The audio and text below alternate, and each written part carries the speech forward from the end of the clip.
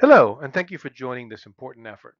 My name is Ramesh Butch, and I am the Conservation Acquisitions Director for the North Florida Land Trust. Highlands County has asked the Land Trust to assist them with determining if a locally funded land conservation program is feasible. They're calling this the Ridge to River Conservation Planning Study. The broad goal of such land conservation programs is to protect residents' quality of life by protecting the natural, economic, and cultural resources. Later on, you'll hear more about conservation values from my colleague, Heather Nagy. But first, what is the North Florida Land Trust and what is our role here? We are a 501c3 private nonprofit whose mission is to conserve land. We work with government and private partners, stakeholders, and landowners to protect the lands that not only protects and continues their way of life, but also preserves the natural foundations of their community and creates safe havens for wildlife. Founded in 1999, we have protected over 45,000 acres in Northeast Florida. We use a variety of tools, including donations and purchases of land, conservation easements, and life estates. Each is voluntarily negotiated. None of the partners we work with uses condemnation or any form of eminent domain to conserve property. Our service area includes counties in Northeast Florida from Nassau south to Flagler, west to Clay, and portions of 8 other counties that overlap our Ocala to Osceola wildlife corridor. We do work all over the state when asked to assist preserving community priorities, or in this case, assisting communities decide if a land conservation program funded by local voters is right for them. And Highlands County needs you. Highlands County is responding to citizens' requests to preserve what makes this area special. Your input on exactly which lands and what values should be protected is vital. The successful program is one that has protected the lands that characterizes the very values the community has identified as worthy, be it surface waters, agricultural lands, floodplains, or habitats for endangered species. We've divided the rest of this presentation into two short parts, after which you will have an opportunity to vote on what your top priorities are. First, we'll outline the process to create and implement a local land conservation program. Second, Heather will describe the 7 typical conservation values that communities choose when considering what lands they want to protect. And then finally, you will have the opportunity to vote on which of these are your top 3 conservation values. We will add your votes to those we have already collected from other county residents at the live workshops, from the county commissioners, and from subject matter experts. We will then report back to the county commission with the results and some recommendations. I've used the term conservation values. It is a term used to describe a set of benefits that open space can provide to people and wildlife. Now, if you're participating in this effort, I know that you love Highlands County and suspect that some of that comes from the character of your landscape. Open spaces that you might have roamed as a kid, imagining you're an early explorer, or maybe still hunt, hike, birdwatch, fish, or paddle today. Wildlife also need corridors to roam, find food, habitat, shelter, and space to thrive. These are some of the more obvious benefits of open space, but there are some you may not have considered, and I show these on this slide. Your drinking water is essentially old rainfall. It is mined from deep underground or pulled from rivers and lakes. Its quality has a lot to do with the ground that it falls on or runs off of before it is captured. Open spaces slow down floodwaters, trap it, clean it, and help recharge those drinking water supplies. One thing we learned from COVID was that global food supply lines are susceptible to interruption. We saw empty food shelves, something America has not seen in generations. So preserving a local food supply, our agricultural spaces, our food security is critical to our national security. Speaking of national security, preserving open spaces around military installations allows our military forces to train to their maximum potential, ensuring their mission readiness. Converting open spaces next to bases to incompatible uses, such as houses or retail, forces the military to withdraw from their fence lines, reducing their training area and limiting their use of certain equipment and operations, and creates potential safety issues for both service personnel and civilians. Land conservation is the permanent protection of these open spaces and the benefits they provide. None of these benefits are guaranteed. If we do not protect the lands that generate these benefits, they will degrade and disappear forever. If the land conservation program is approved and funded, the county will negotiate with willing landowners for the purchase of their property or of conservation easements on their property, if that's the right tool. Let me stop here and briefly explain what a conservation easement is and how one might be useful and suitable for certain lands in Highlands County. In American property law, your ownership of land can be thought of as a bundle of sticks.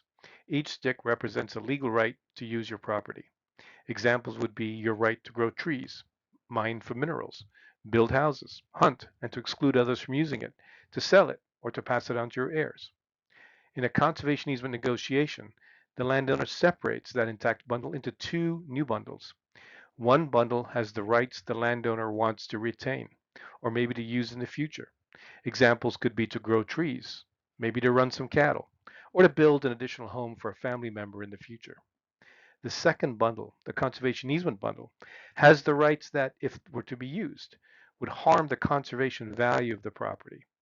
An example might be mining or building all of the houses allowed by zoning. When the landowner voluntarily sells or donates that second bundle, the conservation easement, they are separated from the property forever or extinguished. That means they can never be used and the easement remains on the land forever. The landowner retains everything they want and is compensated for agreeing to remove that second bundle of rights that would damage the property.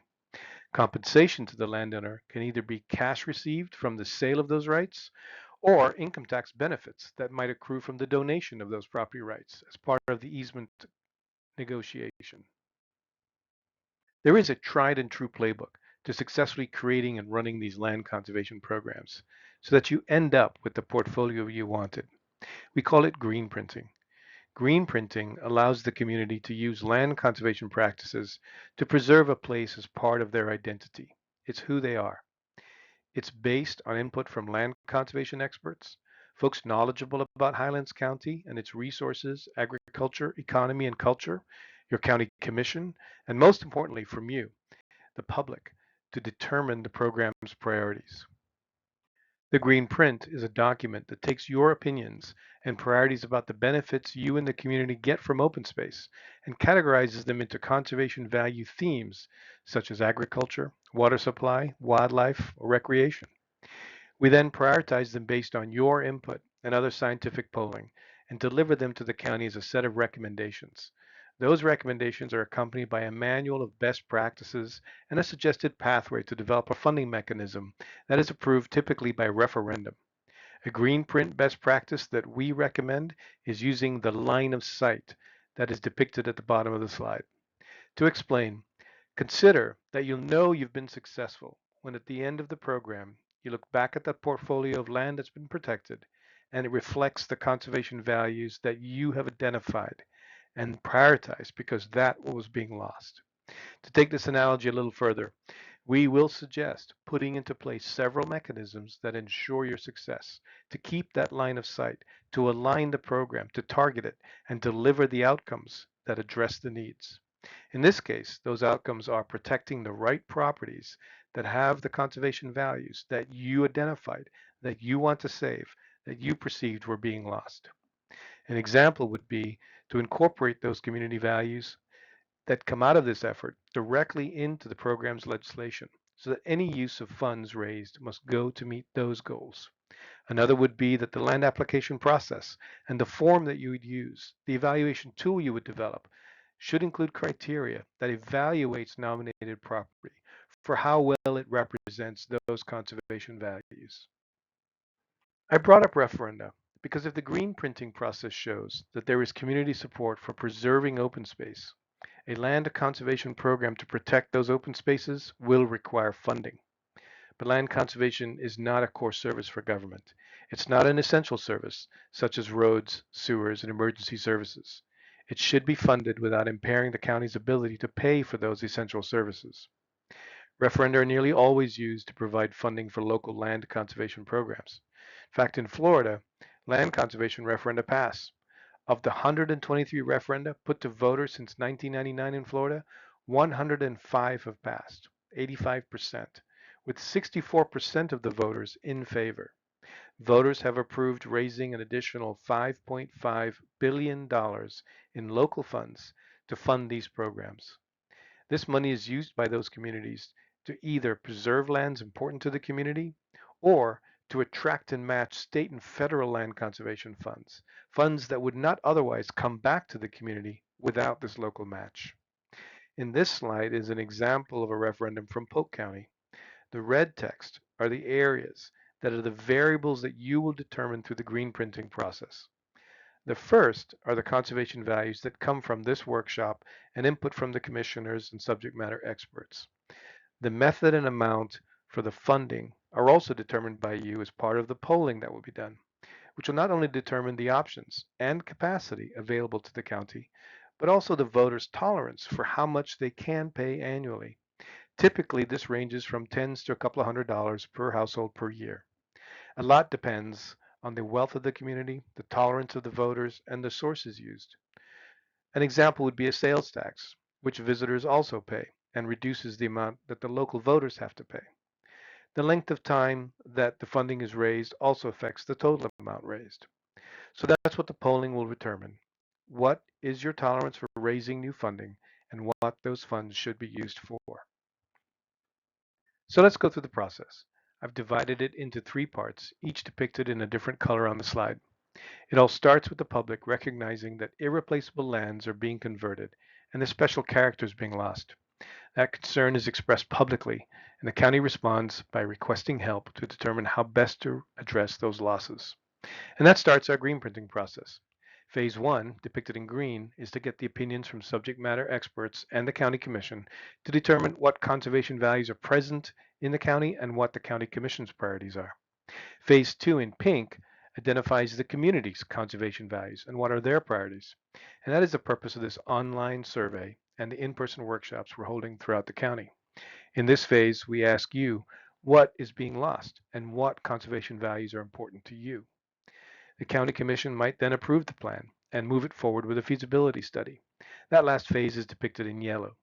An important part of the feasibility study is a series of telephone polls in which a sample of likely voters, usually 300 to 500, are asked what values they support, how likely are they to vote for a program, and what they'd be willing to pay for it. All that information is provided to the county. If the signs are that the community wants to do this and is willing to pay for it, the county will adopt an ordinance to place the question before the voters in a general election year referendum. Highlands County is aiming for November 2026, if the data indicate the community wants to support this. If it's passed in 2026, the county again will let you know of the opportunity to nominate land for protection. They will begin to evaluate those applications using the criteria that arose from the conservation values identified here and that were a part of the referendum. Recall that is the line of sight principle, using those values that arose from the polling and the surveys to evaluate the land applications to ensure that you end up with what you voted for. An example would be if the public identified drinking water protection as a priority, then the properties that had aquifer recharge potential or recharge for drinking water supplies would be included. If they wanted farmlands protected, then property nominated that had active agriculture would also score highly. As a reminder, if a property is nominated and the landowner does not want to be considered, they may withdraw their property at any time from further consideration. If something changes and they want to be considered once again in the future, they only need to contact the county.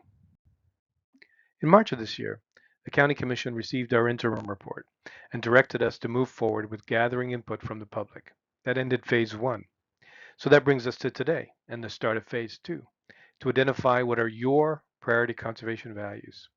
To do that, I'm going to turn this over to Heather to run through the conservation values identification process. Heather? I'm Heather Nagy, Strategic Initiatives Manager for the North Florida Land Trust, and I will be leading this section on conservation values. As Ramesh outlined earlier in his discussion on the line of sight, Highlands County wants to ensure that the lands they eventually end up protecting and managing match the types of lands originally desired by the public. This can be done by determining what conservation values the public wants to see protected in the Highlands County Land Conservation Program. To begin determining what conservation values could be protected through a land conservation program, NFLT staff held a series of panels to meet with subject matter experts. These panels convened Highlands County experts in natural resources, water issues, agriculture, and recreation. They discussed and then voted on a variety of potential conservation values. The results of the subject matter expert panels showed that surface water quality, vulnerable habitats, and agricultural lands vulnerable to development were important issues in Highlands County. We incorporated this feedback from the subject matter expert panels, reviewed values commonly used in other county land conservation programs, and examined the available science and data for Highlands County to develop a list of 7 potential conservation values. We've prepared a series of maps that visually illustrate each of these conservation values, and I will walk through each one. We will then ask you to vote on the top 3 values you would like to see included in the county's land conservation program. To begin, something most people will think of when they think of conservation lands is protecting threatened and endangered species and habitat. Protecting Florida's threatened and endangered species and habitats is very important because it saves our native fish, plants, and other wildlife from going extinct. This map displays the locations of some of Highlands County's threatened species, including the Florida scrub jay, Florida panther, and the Florida black bear. Additionally, it shows rare habitats that have been identified by the state of Florida as important for conservation. These are habitat types that are not well represented by existing conservation lands and should be a priority for future conservation efforts. The next conservation value we think may be important to Highlands County residents is the protection of surface water features. This map displays all types of surface waters, including lakes, rivers, streams, and wetlands. The stars on some of the lakes represent total maximum daily loads and minimum flows and levels, which set limits on how much pollution can enter a lake and how much water can be withdrawn from a lake, respectively. Finally, we've also displayed the high-risk FEMA flood zones on this map to show areas of the county at risk of flooding, those areas that fall within the 100-year floodplain. We've also identified drinking water as a conservation value. Conservation lands can help protect our drinking water in many ways, including filtering water to ensure it remains clean and by replenishing our groundwater supply to make sure we have a reliable source of water now and in the future. This map displays areas of the county that have high potential for recharging aquifers, natural systems, and the water supply. In addition, this map displays locations of public water supply wells, which service communities and public buildings, and known private wells. This next map displays wildlife and conservation corridors. This conservation value is the connecting of existing conservation lands to build large, contiguous natural areas. Connected landscapes support biodiversity by allowing wildlife to move freely to access food, water, shelter, and breeding habitat. This map shows the location of existing conservation lands as well as the boundaries of several conservation corridors that already exist in Highlands County. By conserving areas within these existing corridors, Highlands County can leverage partnerships and existing funding to protect high priority lands and allow for the most connectivity between landscapes. Another conservation value that Highlands County residents may be interested in protecting are agricultural lands. This map has a lot of colors, all representing different types of agriculture, such as farms, ranches, and tree plantations. This shows that there is a significant amount of agricultural land within Highlands County worthy of protecting. Conserving these working landscapes helps to ensure that they will not be converted to non-agricultural uses, and it also ensures farmers and ranchers can maintain their way of life and pass it on to the next generation. A conservation value that many counties are now incorporating into local land conservation programs is access to recreation.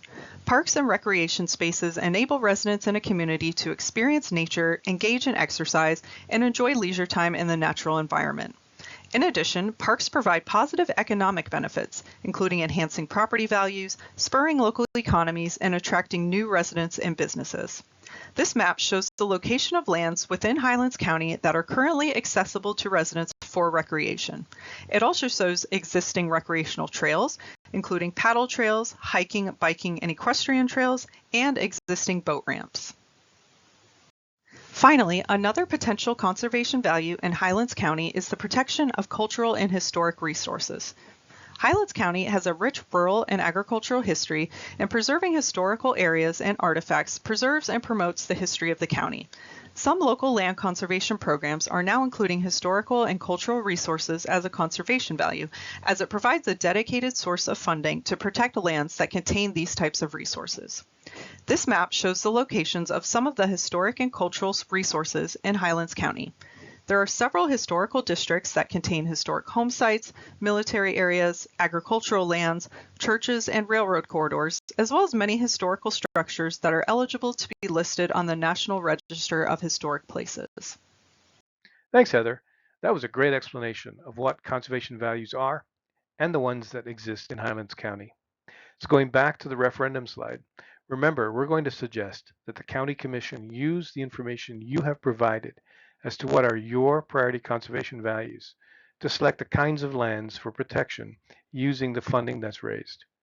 So again, looking at this language from Polk County, you'll notice that in the first line it talks about water resources, environmental lands, and fish and wildlife habitat.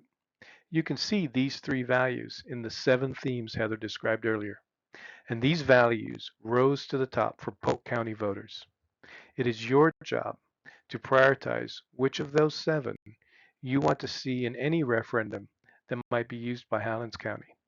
If the county chooses another route to raise the funds, this information should still be used to guide the use of those funds, however it's raised. So now we come to the part where you get to have your say. Before you do, though, remember the timeline. After we hold the in-person workshops and gather the votes from those folks, we'll merge them with the Commission's priorities and your votes and others from this online voting tool. Those will all be tabulated, and the top 3 scoring conservation values will be presented to the Commission, along with a how-to manual for running a land conservation program. You can now close this YouTube video and return to the SurveyMonkey page that you first opened to get to this presentation. If you found your way to this presentation without first logging on to the SurveyMonkey page, you can get to the survey using the QR code on the screen, or by clicking the link or by typing it into your internet browser. When you do get to the SurveyMonkey page, you'll find Heather's summary of the 7 conservation value themes and her maps. Please follow the directions to enter your information and to log in your votes for your top 3 conservation values. Don't forget to scroll all the way down and click Done when you're finished. Again, we and Highlands County thank you for participating in this very important initiative. Please do not hesitate to reach out to us or Highlands County if you need any more information. Thank you.